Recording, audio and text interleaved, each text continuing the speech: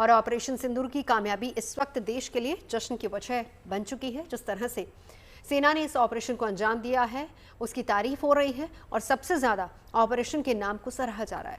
लेकिन इस ऑपरेशन का नाम इतनी आसानी से नहीं आया। इसे लेकर एक लंबी चौड़ी बातचीत हुई और कई नामों पर मंथन हुआ। खबर है कि इस ऑपरेशन को लेकर मंगलसूत्र के नाम पर भी सुझाया गया था, लेकिन अंत में देश के प्रधानमंत्री ने ऑपरेशन के लिए सिंदूर पर मोहर लगाई। तो चलिए आपको बताते हैं कि कैसे इस ऑपरेशन में बजरंगबली के बल के साथ सेना की शक्ति जुड़ी और इस शक्ति ने मिलकर आतंक को मिट्टी में मिलाया।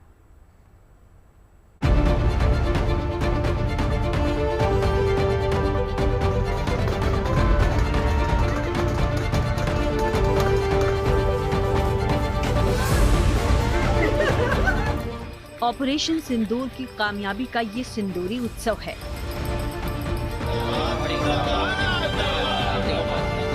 वैसे तो बंगाल और सिंदूर खेला का नाता पुराना है, लेकिन सेना की जाबाजी ने सिंदूर के रंग को अलग रंग में रंग दिया है।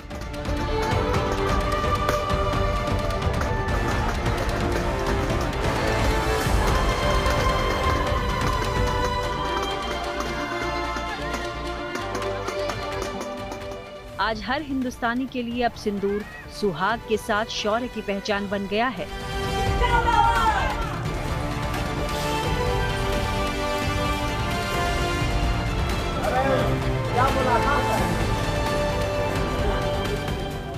जिस तरह पाकिस्तान पर ऑपरेशन के लिए सिंदूर नाम को चुना गया, उसकी कहानी कम दिलचस्प नहीं है। पहलगाम में जिस तरह से हिंदू मुस्लिम की नैरेटिव चलाने की कोशिश की गई, उसका जवाब देने के लिए दो नाम तय हुए। पहला मंगलसूत्र और दूसरा सिंदूर। आखिरकार प्रधानमंत्री मोदी ने ऑपरेशन का नाम सिंदूर रखने पर सहमति जताई। भारत की सेना ने आतंक के लक्ष्य को जिस बखूबी तरीके से भेदा, उसकी तारीफ दुनिया भर में हो रही है। तभी तो रक्षा मंत्री राजनाथ सिंह ने सेना की इस कार्रवाई की तुलना हनुमान से कर दी। उन्होंने कहा कि हमने सिर्फ उन पर हमला किया जिन्होंने हमारे लोगों को दुख दिया। हमने हनुमान जी के उस आदर्श का पालन किया है जो उन्होंने अशोक वाटिका उजाड़ते समय किया था। जिन मोहि मारा तिन मोहि मारे। हमने केवल उन्हीं को मारा जिन्होंने हमारे मासूमों को मारा।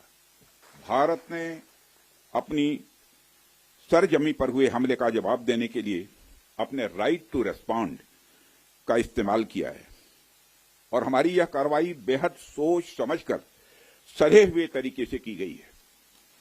आतंकियों के हौसले पस्त करने के उद्देश्य से यह कार्रवाई महज उनके कैंप्स और इंफ्रास्ट्रक्चर तक ही सीमित रखी गई है। ऑपरेशन सिंदूर को कामयाब बनाकर हिंदुस्तान के जवानों ने पूरे देश का सिर गर्व से ऊंचा कर दिया है। आतंक पर हुए इस प्रहार से पूरे देश में उत्साह है। इस ऑपरेशन में पूरा देश एकजुट होकर जवानों के साथ खड़ा है। कहीं जश्न मनाया जा रहा है तो कहीं हवन पूजन का आयोजन हो रहा है।